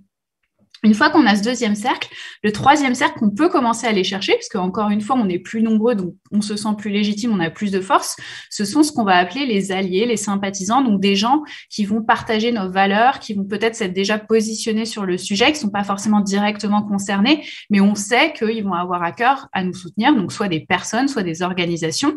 Et l'intérêt d'avoir ces gens-là qui nous soutiennent à nouveau, c'est qu'ils vont nous permettre d'élargir encore notre cercle et d'aller chercher des gens qu'on n'aurait jamais rencontrés et peut-être même des gens qui n'ont pas d'avis sur la question. Et c'est là que c'est intéressant, c'est que plus notre cercle est grand, plus on va en parler autour de nous, à nos amis, à notre famille, aux gens avec qui on va déjeuner et qui n'ont peut-être pas d'avis sur la question, mais on va pouvoir aller convaincre. Donc ça, c'est l'idée vraiment que pour créer ces cercles de soutien le plus important, il faut vraiment procéder de manière méthodologique. Souvent, on commence et on se dit, j'ai lancé une pétition, j'ai vraiment envie que ma star favorite, je ne sais pas laquelle est la vôtre, ou le responsable politique, tout de suite la tweet, me soutienne, etc. Mais si vous avez genre 5-6 signatures, par exemple, sur votre pétition, c'est beaucoup plus difficile d'avoir ce soutien-là. Par contre, si vous avez déjà vos cercles qui ont permis de faire grossir, ça permet d'attirer l'attention de ces gens qui ont, eux, déjà de l'influence et vont nous permettre d'aller chercher des indécis. Et je vais prendre un exemple récent. Je vous ai parlé de l'exemple de Stéphane Ravaclet. Donc, au départ, Stéphane est tout seul dans sa boulangerie avec l'AFOD. Ils sont tous les deux. Et il se dit, voilà, je lance la pétition. Et les premières personnes à qui je vais envoyer, c'est nos proches et c'est les autres boulangers qui, eux aussi, peuvent être dans la même situation et peuvent comprendre ce qui se passe. Et là, il y a eu tout ce mouvement de boulangers qui montrait partout avec des petits… vous savez, quand vous achetez un gâteau, là, il y a le petit truc en carton en dessous, soutien à Stéphane Elaillé. Donc, tout le monde avec son petit carton sur les réseaux sociaux, ce qui permet de faire grossir. Et donc là, c'est là qu'on arrive au troisième cercle, c'est les sympathisants, donc notamment Raphaël Glucksmann, qui est un député européen, qui voit ça et qui se dit, mais moi, c'est carrément aligné avec mes valeurs, c'est ça que je veux défendre. Et donc, je prends la campagne et je la relais massivement. Et là, je fais encore plus grossir le cercle parce que forcément, je touche des gens qui n'étaient pas directement concernés par la cause ou sympathisants de la cause au départ. Et donc, cette campagne, à terme, a abouti. Et donc, je ne veux pas revenir là-dessus, mais en tout cas, c'est intéressant de voir comment ça permet de grossir les cercles. Puis, il y a autre chose qui est important, c'est de penser aux opposants et opposantes. Souvent, on les oublie parce qu'on se dit, soit c'est des trolls et on ne veut pas en entendre parler, soit au contraire, on y passe des heures et des heures au point que finalement, on ne travaille plus sur notre campagne, on est en train de répondre à tous les gens qui ne sont pas d'accord avec nous. Donc, les opposantes et les opposants, c'est intéressant de leur parler, de les écouter. D'abord, parce que je pense que c'est important d'avoir un dialogue et un débat. Après, vous n'êtes pas obligé de répondre 50 fois quand on vous pose la question 50 fois et que vous avez déjà donné vos arguments. Mais par contre, l'intérêt des opposantes et des opposants, c'est qu'ils vont vous opposer des arguments qui peuvent vous permettre de vous préparer justement à continuer à faire avancer votre campagne, notamment auprès des responsables politiques ou économiques à qui vous adressez. Vous savez d'avance ce qu'on va vous opposer pour ne pas répondre à votre demande sur votre campagne. Donc, travailler avec les opposants ou en tout cas les écouter, c'est quelque chose qui est très, très important. Alors justement, sur ces cercles, moi, ce que je trouve génial avec à la fois Sarah et avec Stéphanie, alors peut-être moins avec Élodie, mais peut-être que je me trompe, d'ailleurs, tu peux peut-être contribuer à un moment donné, c'est que, en tout cas, ce que je sais des mobilisations de Sarah et Stéphanie, c'est que quand vous avez lancé votre campagne, vous n'aviez pas vraiment un réseau établi, puisque vous n'avez pas une base militante, vous n'aviez pas une organisation qui existait. Et du coup, je suis assez curieuse que vous nous racontiez un peu vos premiers pas, comment ça s'est passé entre le moment où vous avez mis la pétition en ligne et vous avez commencé justement à trouver ces soutiens. Qu'est-ce que vous avez appris? Qu'est-ce qui a été le moyen pour vous de trouver des soutiens influents? Je sais que toutes les deux, vous avez aussi des gens connus, des artistes, etc., qui ont fini par vous soutenir. Donc, j'aimerais bien que vous nous racontiez un petit peu cette expérience-là. Peut-être Sarah et puis après Stéphanie. Ben, avec plaisir. Me concernant, il y avait une petite subtilité, c'est que comme je suis une ancienne chroniqueuse RTL, et négociatrice déjà, puisque c'était mon boulot depuis 13 ans, j'étais déjà négociatrice là-dedans, on va dire que j'avais un petit réseau d'auditeurs, voilà, humblement. Et ensuite, c'est vrai, j'avoue, j'avais aussi, tu sais, Sarah, un réseau de maraudeurs. Mais j'avoue, donc c'est les premiers à avoir signé, les premiers à avoir soutenu la pétition. Ils étaient sur le terrain, donc ils savaient très bien que l'urgence, c'était les femmes et les enfants, comme diraient les hommes SDF. Sauf qu'au bout de quelques semaines, la pétition, elle a implosé. Elle avait atteint les 100 000. En fait, ce qui est troublant, moi, dans mon expérience, c'est qu'en fait, certes, je l'ai partagé, certes, ils l'ont partagé, mais la prise de conscience, elle a implosé. Et c'est après, effectivement, que j'ai vu petit à petit le cercle s'ouvrir de plus en plus. J'ai décidé de tenir cette pétition comme un journal intime. Vous parliez de témoignages. Bon, moi, j'avais expliqué pourquoi je faisais ça. Mais bon, je pense que ça, tout le monde le sait. Hein, quand il y a des gens qui dorment dehors, on sait. Donc, je me suis dit, c'est peut-être pas le plus subtil que de raconter pourquoi Sarah Frick a fait ça. Bon, c'est bien de le dire, mais ça en est des milliers. En revanche, j'ai décidé, en fait, de prendre le témoignage des personnes de la rue. C'est quand même un petit peu plus pertinent. Et c'est ça qui a tout déclenché, clairement. Et je vois la différence entre le témoignage des civils, c'est nous les civils, et le témoignage des personnes de la rue. À partir du moment où j'ai fait témoigner les sans-abri, hommes et femmes, là, le réseau, il a complètement implosé et effectivement, de plus en plus, le cercle s'est agrandi. Et à un moment donné, c'est vrai, c'est incroyable. Il y a peu de mairies, faut dire ce qui est, mais quand même, elles ont répondu. Celle de Paris, où on a pu visiter les centres pour femmes, c'est quand même pas rien. Celle de Levallois-Perret, voilà, exemple tout de suite. Et ensuite, niveau député, j'ai eu le plaisir effectivement d'être contactée et d'avoir une demande d'entretien avec monsieur Aurélien Taché, qui est très sensible à la cause des sans-abri. Et donc, on a passé près de 2 heures. Il voulait savoir comment on avait mis en place ce réseau de mise à l'abri. On en parlera plus tard. Parce qu'en plus de la pétition, ce qui a permis la pétition, c'est le regroupement. Alors, je ne sais pas si je réponds bien à la question, mais ça m'inspire tout ça, moi. En plus de créer cette belle communauté, je crois qu'on est à 405 000, un truc comme ça, personnes. En fait, ce qui est dingue, c'est que ça a créé un vrai réseau, une communauté. Donc, c'est vrai qu'aujourd'hui, on nous propose des appartements. Là, je lisais pendant qu'on parlait, j'avoue, hein, on me propose une caravane. Enfin, voilà, tout ça pour dire que les personnes, nos représentants, hein, n'ont jamais répondu. Je n'ai jamais eu de réponse de Madame Schiappa, de Madame Emma Wagon ou de nos chers présidents. Mais à la limite, j'ai envie de dire, c'est pas bien grave, parce qu'en fait, j'ai réalisé que j'avais pas besoin d'atteindre les étoiles, comme disait Oscar Wilde. En fait, au final, j'ai voulu atteindre les étoiles et je me suis rendu compte que la solution était peut-être un peu plus en dessous. Et du coup, au lieu de me fatiguer là, à essayer d'atteindre ces personnes où c'est caduque, hein, c'est fin de non-recevoir, c'est pas la peine, finalement, on a créé un vrai mouvement. Et je peux dire qu'aujourd'hui, on va dire qu'il y a un second réseau, le réseau du cœur. Et vous voyez ce sourire, c'est aujourd'hui, on a mis je ne sais combien de personnes à l'abri, on en a stabilisé déjà pas mal. C'est qu'un début. Et ça, c'est grâce à chaque citoyen. Et pour avoir une citation, moi aussi, j'ai la mienne, qui est pas loin de la vôtre, c'est que ce sont les petites gouttes qui font les rivières. Et au final, c'est ce qu'on est en train de faire. Voilà. C'est un super exemple, hein, et franchement, je trouve que c'est vraiment génial ce que vous aviez fait, Sarah. C'est parce que vous avez continué le côté un peu plaidoyer où on demande des comptes aux responsables politiques, mais c'est pas pour autant qu'on s'auto-organise pas entre nous et qu'on n'essaye pas de trouver des solutions. Et pour moi, l'activisme, d'ailleurs, c'est ça, hein, c'est pas uniquement demander à d'autres personnes de faire, c'est aussi réfléchir comment nous, on peut trouver des alternatives et s'organiser entre nous. Et du coup, ça m'amène un petit peu à toi, Stéphanie. Quelle a été ton expérience justement de construire cette base de soutien de plus en plus large, de passer de toi toute seule devant ton écran à ce réseau de personnes maintenant qui sont partout en France? C'est vrai que on a, oui, j'étais, voilà, tout simplement, oui, je n'avais pas de réseau particulier. Je connaissais un peu le milieu associatif puisque j'avais bossé dans des associations, mais ça n'allait pas plus loin. J'avais jamais été bénévole active nulle part. Et c'est vrai que je me suis rendu compte très très vite que c'était important d'avoir aussi un lieu supplémentaire de regroupement, donc avec les réseaux, surtout avec Facebook. Et là, très vite, du coup, j'ai créé une page et un groupe. Au départ, c'était un groupe pour pouvoir se retrouver entre parents pour agir, qui s'est finalement transformé plutôt en groupe de discussion et d'échange d'expériences pour s'entraider. Et on a également un autre groupe de référents en France. Et donc, c'est vrai qu'il y a eu beaucoup de partage grâce au réseau. Alors, c'est vrai que les réseaux, il y a je pense pour tout le monde pareil, hein, il y a du bon comme du mauvais. L'extrêmement bon, c'est que effectivement, on arrive à connaître, rencontrer des personnes avec qui on n'aurait jamais échangé avant.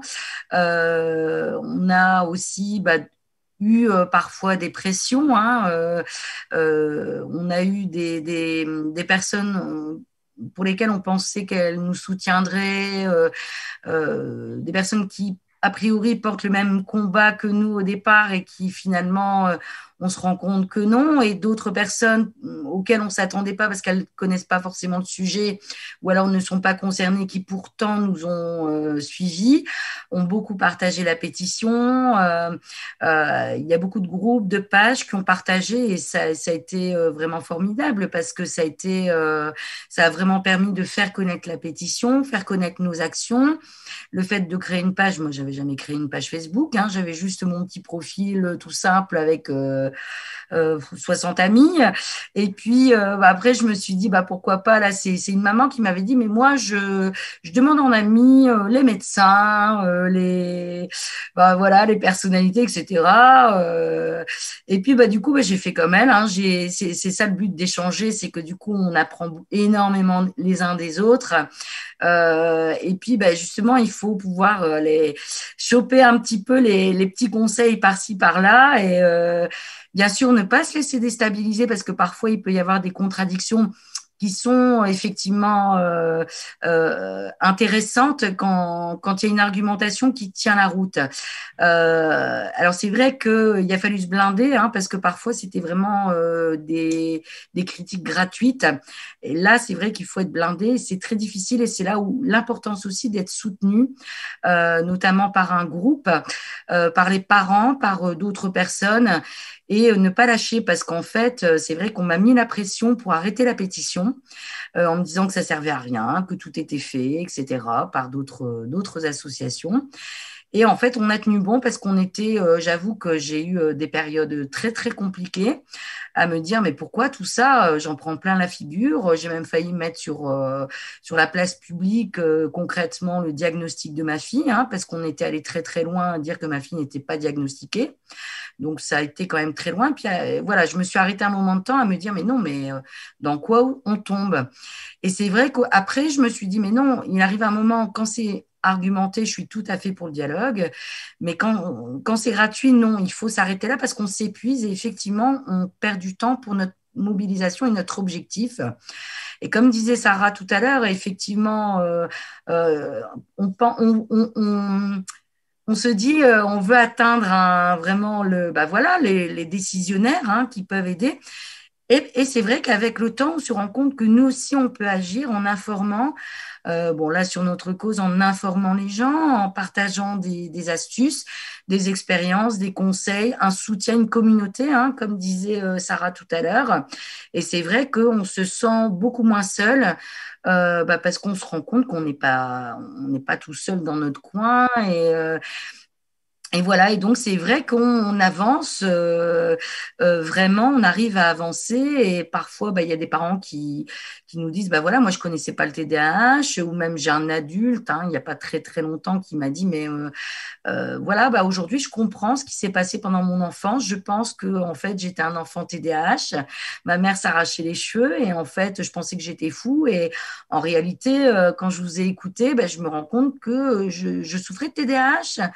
Et du coup, il était apaisé. Et en fait, c'est tout bête, mais c'est une toute petite victoire. Et puis peut-être que cette personne connaîtra quelqu'un d'autre qui a un TDAH aussi, ou un enseignant entendra et puis sera beaucoup plus bienveillant envers un enfant, et ça va changer sa vie. Et voilà, toutes ces étapes qui sont finalement, qui au départ nous paraissent très difficiles, à force de faire des efforts, de continuer. Et puis de bien connaître son sujet aussi, hein. Effectivement, il faut bien toujours se renseigner, connaître les actualités, hein, et puis jamais baisser les bras, parce que même si on a des refus, il faut continuer. Et puis au bout d'un moment, on tombe aussi sur les bonnes personnes. Et puis c'est vrai que le fait d'avoir un soutien, et puis ça, du coup, après, il y a des partages de plus en plus. D'autres personnes se mobilisent les autres. Et puis tout ça, ça s'enchaîne, et on se sent aussi plus fort, et on arrive à travailler en équipe, et puis c'est super, parce que voilà, toujours la vie des uns des autres, les expériences différentes, l'âge des enfants différents avec des problématiques différentes. Enfin voilà, tout est très riche, et c'est vraiment une belle expérience. Ouais. C'est vraiment, de toute façon, c'est des expériences humaines, hein. Au-delà de l'objectif qu'on essaie de se fixer, c'est aussi se retrouver en groupe. Et moi, ce que j'ai trouvé génial dans ta campagne, Stéphanie, c'est aussi que tu as réussi à sensibiliser des gens. Je me rappelle qu'il y a eu des artistes qui ont fait des chansons, qui ont soutenu aussi, ça a été le cas pour Sarah. Donc, c'est intéressant aussi parce qu'eux, ils ont permis d'aller voir un autre public, et tout à fait, ce que tu disais, ça sert de faire avancer ta campagne, mais aussi de sensibiliser sur le sujet, et donc qu'il y ait plus de personnes qui comprennent ce qui se passe. Je crois qu'Élodie, toi aussi, tu voulais contribuer sur la manière dont vous avez constitué le mouvement au départ et comment ça s'est fait. Ouais, parce que j'allais dire que moi, j'ai pas tout à fait la même expérience.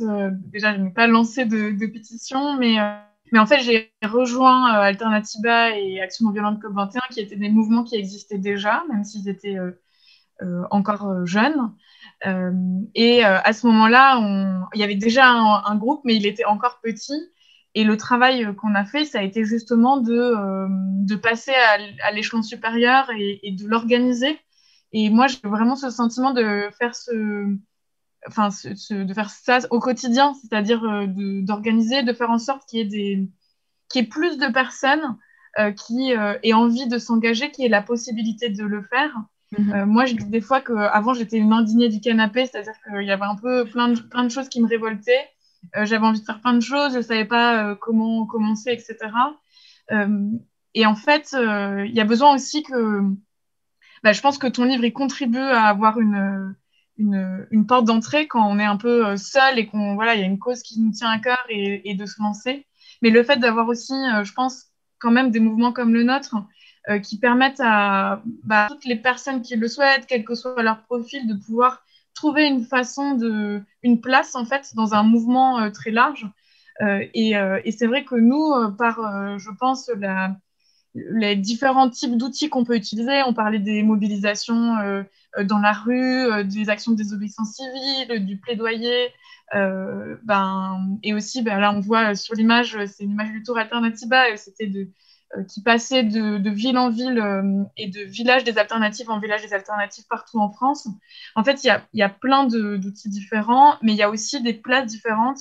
Et le fait de pouvoir avoir un mouvement qui rentre dans la pratique, qui propose ça va de faire la cuisine à réparer des vélos, à organiser des sessions d'accueil pour les nouvelles personnes qui arrivent, à évidemment faire de la com. Et voilà, il y a plein de choses qui sont différentes. Et je pense que c'est effectivement cette communauté-là et le soin qu'on apporte au fait d'accueillir les nouvelles personnes qui veulent rejoindre notre combat. Parfois aussi en laissant un peu s'échapper. J'imagine que pour des personnes qui ont lancé des pétitions sur des causes aussi très parfois intimes, c'est pas forcément facile de voir que notre cause nous dépasse, qu'il y a plein de gens qui finalement sont peut-être moins concernés, mais qui sentent en eux-mêmes et en elles-mêmes je sais pas, ce truc de vouloir agir, de nous rejoindre, etc. Et voilà, en tout cas, pour moi, le soin porté à la communauté, il est aussi hyper important. Ouais. Et d'ailleurs, on le sent, que ce soit dans vos mouvements à toutes, que maintenant je commence à connaître un petit peu, on va avoir trop traîné avec vous, qu'il y a vraiment cette culture du soin, de l'autre, de se dire que en fait, on n'est pas juste là pour atteindre un objectif, on est aussi là pour vivre une expérience commune. Et ça, c'est hyper important aussi parce que ça ne compte pas uniquement ce qu'on change dans le monde, mais la manière dont on le change. Et je pense que c'est justement des conversations qu'il y a de plus en plus dans les milieux militants, de se dire on n'est ni là pour se faire du mal les uns aux autres, ni à soi-même. Et donc, on a besoin aussi de remettre ça au cœur de nos actions et d'y penser constamment. Du coup, je vais arriver à mon dernier petit conseil. Donc, on va changer un petit peu de sujet. Là, on a beaucoup parlé de comment on s'organise nous. Et là, j'ai envie de donner quelques conseils sur comment est-ce qu'on amène des gens externes, on va dire, à nos mouvements, à les soutenir et à leur faire prendre de l'ampleur. Et donc, un des moyens les plus efficaces de faire ça, c'est de travailler avec les médias. Alors, pourquoi les médias? Et ça a deux objectifs, en fait, de travailler avec eux. Le premier objectif, c'est qu'en fait, aujourd'hui encore, même si peut-être certains d'entre nous utilisent beaucoup plus les réseaux sociaux que les médias traditionnels, une grosse partie de la population, la manière dont elle s'informe, c'est via les médias nationaux ou locaux. D'ailleurs, c'est intéressant à savoir que la presse locale fait partie des médias les plus consommés et donc les gens on peut vraiment les atteindre via les médias et via notamment la presse locale et aussi forcément la télévision. Les gens continuent à regarder le JT beaucoup, etc. Donc c'est important. Et je vois Sarah qui dit ça parce qu'elle a aussi travaillé dans des médias, donc elle sait que c'est vrai. Donc c'est important d'utiliser les médias, non seulement pour faire grossir nos mouvements, mais aussi parce que les médias, ils ont un intérêt, c'est qu'ils ont cette espèce ils vont, entre guillemets, donner un push supplémentaire à votre campagne parce qu'ils vont faire augmenter la pression sur les responsables politiques et économiques à qui vous adressez. Donc, c'est plus uniquement vous dans votre petit cercle, ça devient un sujet de discussion publique, un sujet de débat. Et donc là, vous augmentez la pression sur les responsables politiques à qui vous adressez, comme on le disait tout à l'heure. Donc, comment est-ce qu'on travaille avec la presse? C'est quelque chose qui est hyper difficile et je pense qu'on a tous eu du mal un jour à faire connaître un sujet à des journalistes à qui on est là dans l'urgence de notre mobilisation, on veut vraiment que tout le monde en parle et on n'arrive pas à faire parler les médias de notre sujet. Donc, je voulais partager peut-être quelques clés sur comment s'y prendre. La première chose, c'est vraiment d'identifier les bons journalistes pour que ces personnes parlent de votre combat. Et ça, c'est le truc vraiment, je crois que je l'ai entendu de tous les journalistes à qui j'ai parlé, genre le communiqué de presse qui part à 500 000 personnes à qui n'ont rien à voir avec votre sujet, il faut absolument éviter parce que non seulement ça n'aboutira pas pour vous, mais surtout, vous êtes en train de bloquer les boîtes mail pour d'autres personnes qui font des campagnes sur des sujets qui pourraient intéresser les journalistes. Donc, solidarité aussi dans la manière dont on contacte les journalistes. Il faut vraiment définir les gens qui sont les plus à même de parler de votre sujet parce que soit ça les intéresse, soit c'est le sujet qui sont responsables de couvrir. Donc, pour moi, il y a 2 idées quand on définit les journalistes à qui on va s'adresser. La première chose, c'est le local. Donc, j'en reparlais. 1, parce que la presse locale est très consommée et 2, parce que c'est beaucoup plus facile d'avoir un journaliste de la presse locale qui parle de vous. Si vous habitez dans un département ou dans une région et que vous allez voir en disant, moi, je suis habitant de votre région et voilà ce qui se passe pour moi. Forcément, le journaliste, c'est aussi son rôle de raconter ce qui se passe dans sa région, dans son département, dans sa ville. Et donc, il va plus facilement parler de votre mobilisation. Puis le deuxième angle, c'est les gens qui parlent de votre sujet. Donc, si vous êtes sur des médias nationaux, réfléchissez d'abord à des journalistes qui sont spécifiquement sur vos sujets. Vous pouvez même d'ailleurs faire une recherche Google et trouver des journalistes qui ont déjà écrit des articles sur votre sujet en particulier et vraiment réfléchir à ces personnes qui sont les plus à même de parler de ce qui vous intéresse. Donc, une fois que vous les avez identifiés, ces journalistes, moi, je vous conseille pas d'aller au-delà d'une liste de 20, 30 personnes maximum, parce que l'idée, c'est que ces gens deviennent vraiment vos contacts privilégiés, des gens avec qui vous développez une relation. Et ça, c'est le deuxième point. Une fois qu'on a identifié les gens, c'est comment on prend contact avec eux et comment on développe cette relation-là. Donc, on n'a pas forcément tous les mails et les 06 de tous les journalistes dans notre poche, sauf peut-être Sarah, je ne sais pas. Mais en tout cas, ce qu'on peut faire, c'est les trouver. Et comment on les trouve? D'abord, aujourd'hui, les journalistes, ils utilisent beaucoup les réseaux sociaux pour rester informés, même pour se mettre en contact avec des gens qui pourraient leur donner des sujets à traiter. Donc, allez voir sur Twitter, allez voir sur Instagram, allez voir sur Facebook, cherchez ces journalistes que vous avez identifiés et voyez si vous pouvez leur envoyer un message par ce biais-là. L'autre option, c'est carrément d'aller sur les sites des médias et parfois, il y a directement l'adresse email des journalistes et vous pouvez tout simplement leur envoyer un message. Sinon, vous décrochez votre téléphone, vous appelez le média, la rédaction et vous dites, voilà, moi, je cherche à joindre telle personne, est-ce que vous auriez un contact? Et on vous donnera la plupart du temps un contact. Et franchement, c'est aussi simple que ça. Donc, ne pas chercher à écrire à tout le monde, mais trouver les bons contacts des bonnes personnes. Une fois que vous avez les emails, comme on a dit, on oublie les communiqués de presse, sauf si vous êtes sur un sujet dont toute la presse parle et que c'est vraiment une nouvelle hyper, j'imagine, par exemple, on peut, si on révèle quelque chose, on est lanceur d'alerte, on révèle un scandale, on veut très, très largement informer les gens de cette question-là. Mais moi, je conseille quand même toujours de passer sur une petite liste de journalistes à qui on envoie des messages perso. Du genre, bonjour machin, j'espère que ça va, au fait, je voulais te parler de telle chose. Et ça, c'est quand on les connaît déjà. Mais quand on les connaît pas encore, le meilleur moyen de s'adresser à ces personnes, c'est tout simplement de leur dire, voilà, moi, je m'appelle Sarah, je fais campagne sur la question des femmes SDF, j'ai lancé une pétition qui demande à ce qu'il y ait des centres d'accueil, voilà mes arguments, voilà pourquoi c'est important pour moi, j'aimerais beaucoup en parler avec vous. Point. En fait, l'idée, c'est pas de chercher à en faire des tonnes, c'est d'être court, direct, mais en même temps de vous raconter, un peu comme je disais tout à l'heure, d'expliquer qui vous êtes et pourquoi vous faites cette campagne. Et c'est le meilleur moyen, du coup, de pouvoir engager une conversation avec des journalistes. Ensuite, une fois qu'on a ce contact établi, et si vous avez la chance d'avoir des réponses des journalistes, l'idée, c'est que ça devienne vraiment des gens à qui vous allez vraiment raconter, tout à l'heure, Sarah, tu parlais de ton journal de bord, donc vraiment des journalistes à qui vous allez régulièrement expliquer ce que vous faites sur votre campagne. Aujourd'hui, on a eu un rendez-vous avec telle personne, on a prévu telle action, ça serait super si vous pouviez venir, etc. Donc, de rester vraiment dans une démarche de contact régulier avec ces journalistes-là. Et la dernière chose que je voulais dire par rapport aux médias et aux journalistes, c'est une fois qu'ils vous accordent à l'attention et une interview, par exemple, c'est de se préparer.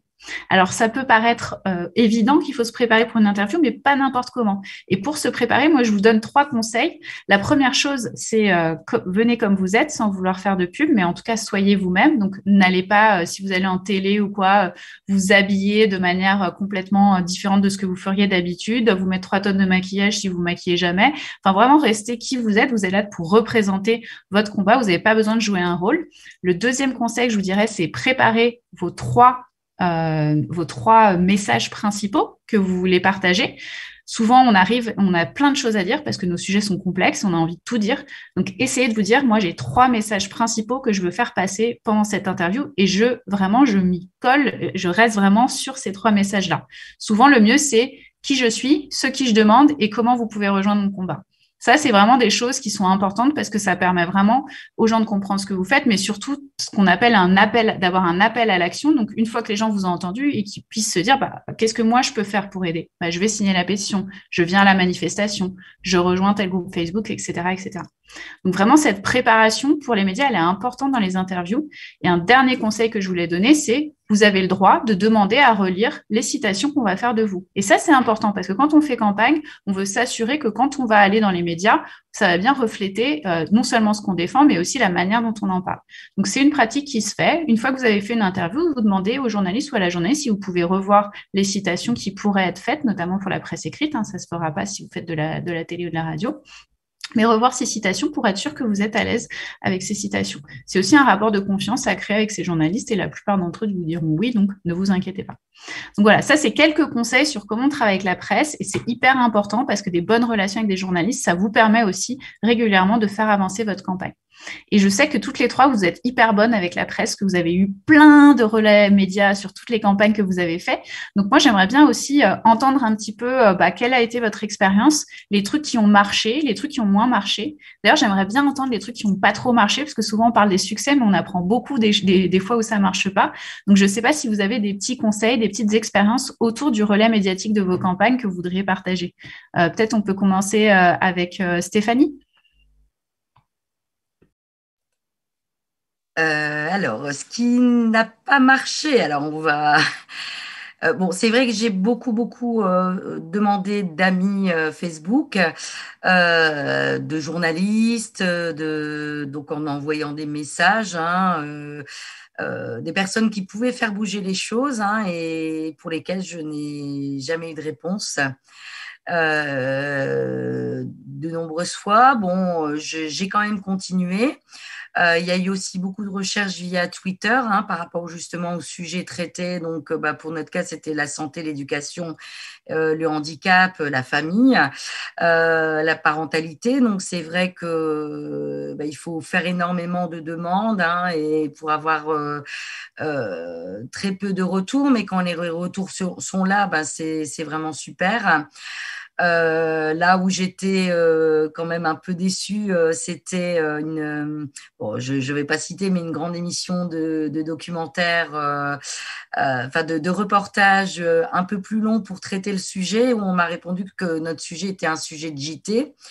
Donc de 2-3 minutes parce qu'en fait c'était sur des JT qu'on avait eu et justement il fallait avoir un peu plus de temps pour expliquer, des journalistes pourtant très très reconnus et ça a été refusé, donc j'ai renvoyé un argumentaire sur les différents points à traiter et bon ça a été on m'a plus répondu, voilà. Donc là je ne désespère pas, peut-être que d'ici quelques temps j'arriverai à nouveau. Et bon, par contre, au final, moi depuis le début, je demandais à ce qu'un documentaire puisse se réaliser pour justement avoir ce temps-là pour expliquer. Et donc, malgré cette réponse négative, là, à l'heure actuelle, il y a le tournage d'un documentaire de 52 minutes qui est en train de se tourner, qui va se dérouler sur plusieurs mois et qui sera visible en fin d'année.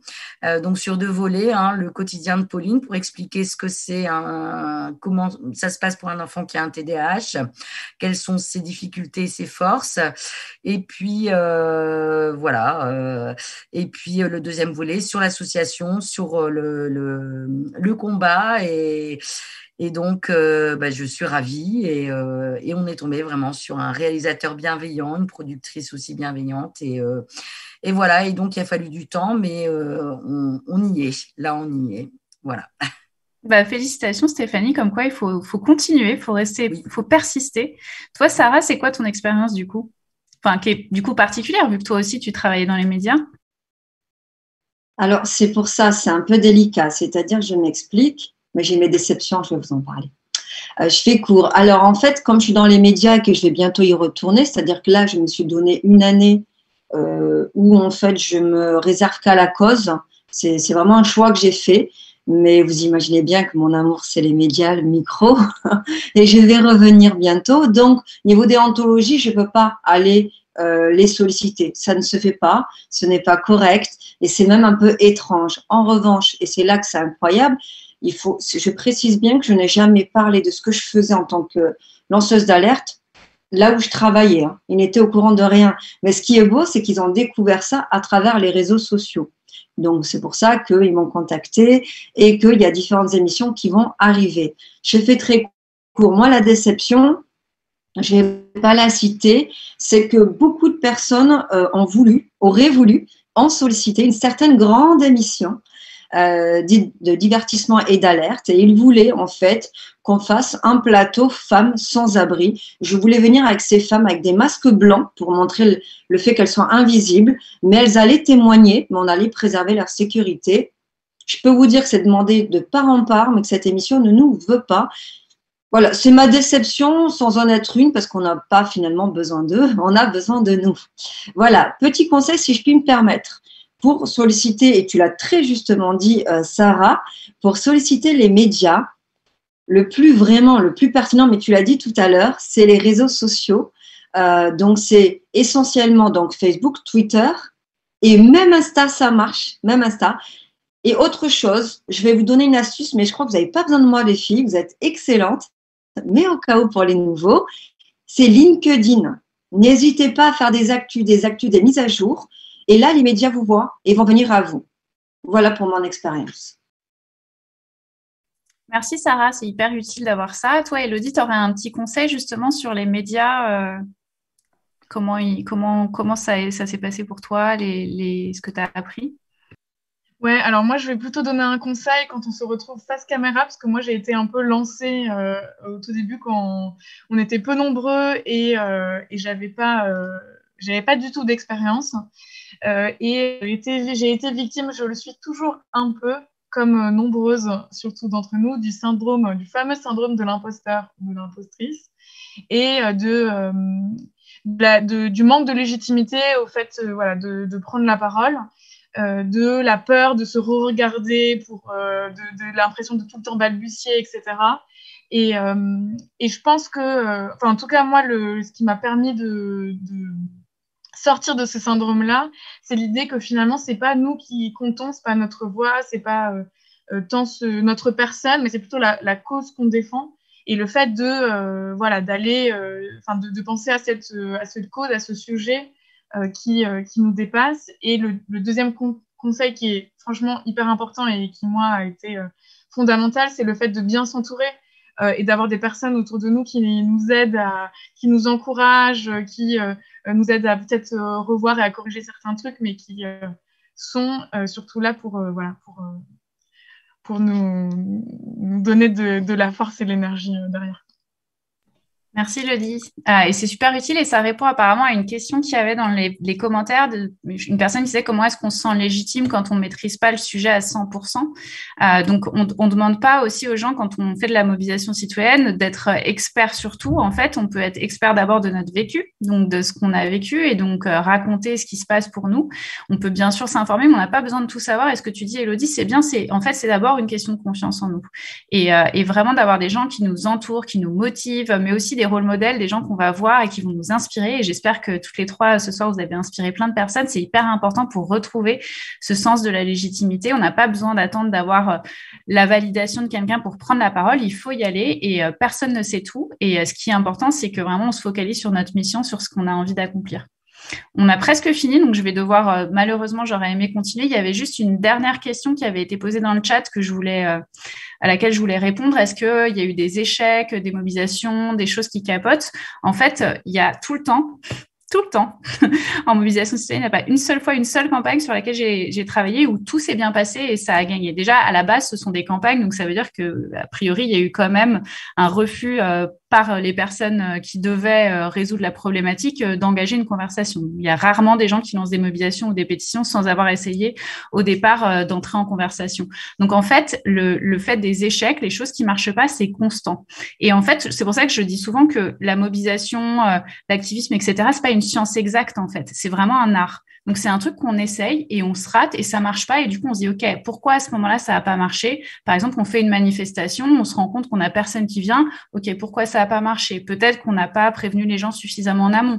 Peut-être que c'était pas le bon jour. Peut-être que finalement, c'était pas le bon appel parce que les gens allaient plus se mobiliser sur une question que sur une autre. Donc, en fait, jamais voir les choses comme des échecs, mais plus comme des moyens de perfectionner son art et de toujours célébrer aussi ses petites victoires. Donc, même si, par exemple, Stéphanie, tu n'as pas eu ton docu tout de suite, tu as célébré le fait que tu es passé dans plein de médias, notamment sur BFM TV, tu as eu des interviews qui t'ont permis d'expliquer ton combat, etc. Donc, toujours voir le verre à moitié plein, se dire qu'il y a plein de choses qui avancent et ces moments, on ne les qualifie pas d'échecs, on les qualifie de moments d'apprentissage et de compréhension et on partage avec les autres autour de nous pour savoir comment on fera mieux la prochaine fois.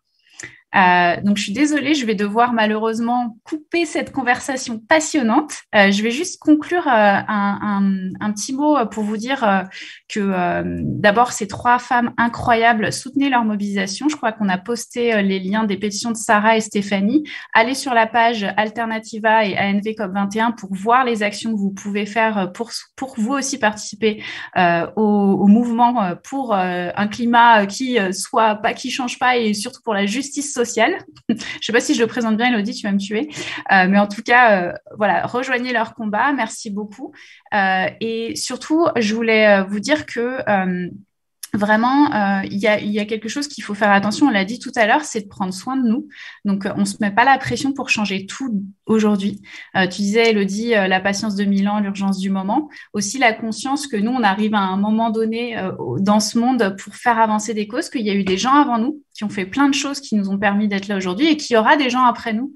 Et même, il y a encore des gens autour de nous pour prendre le relais quand nous, on est fatigué. Donc, on prend soin de soi. Et je vais laisser, du coup, le mot de la fin peut-être aux 3 filles. Alors, on n'a vraiment pas beaucoup de temps, donc je vais vous demander une phrase chacune, un conseil, une petite phrase que vous avez envie de dire aux gens qui nous ont regardés ce soir pour changer le monde. C'est quoi votre conseil final, votre petite phrase magique pour qu'ils repartent de ce live le cœur plein d'espoir?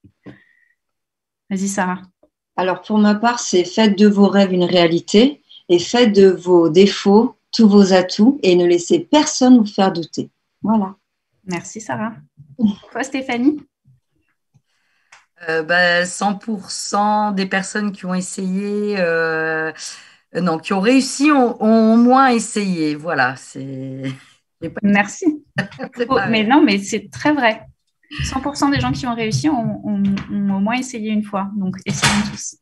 Et toi, Elodie, je te laisse terminer. Et ben moi, je voudrais remettre une petite couche sur l'action collective et le fait de voilà, la joie que ça peut apporter aussi de se retrouver dans un petit groupe, dans une communauté plus large,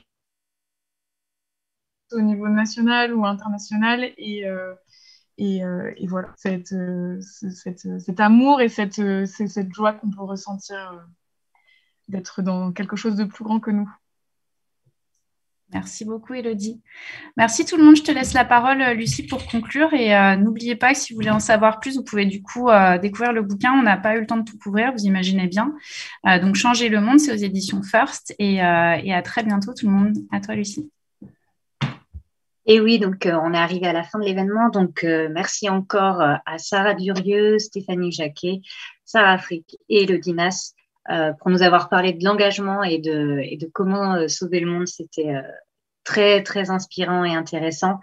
Et je remercie aussi donc l'équipe technique à la réalisation du live, il y avait Hervé, et à la modération Facebook, c'était Anouchka. Donc, ce live, il reste visionnable sur notre page Facebook. Donc, n'hésitez pas à le partager, à le reconsulter. Et puis, vous pouvez aussi participer après live si ça n'a pas déjà été fait.